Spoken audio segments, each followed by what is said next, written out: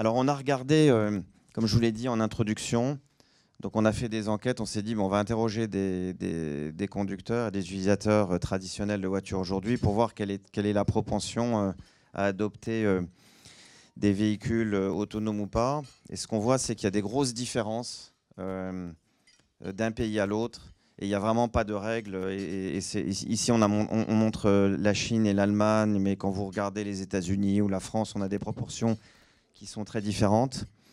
Alors, quand on regarde en Allemagne, finalement, on a seulement un quart des gens qui seraient prêts à acheter un véhicule autonome et à l'utiliser au quotidien, alors qu'en Chine, c'est vraiment très différent, puisqu'on est largement à plus de la moitié.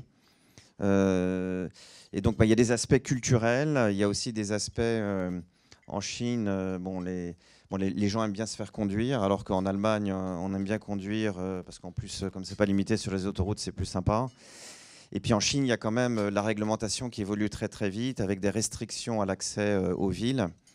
Et le véhicule autonome serait un moyen de contourner ça. Donc on voit bien qu'il y a une grosse différence.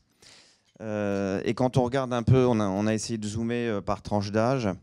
Et donc on voit que finalement, en Allemagne, c'est à peu près assez homogène, sauf pour les jeunes qui sont plus ouverts, parce que là c'est une question de génération, ils sont nés avec les nouvelles technologies et ils sont moins attachés au modèle traditionnel, alors qu'en Chine, c'est très homogène d'une tranche d'âge à l'autre.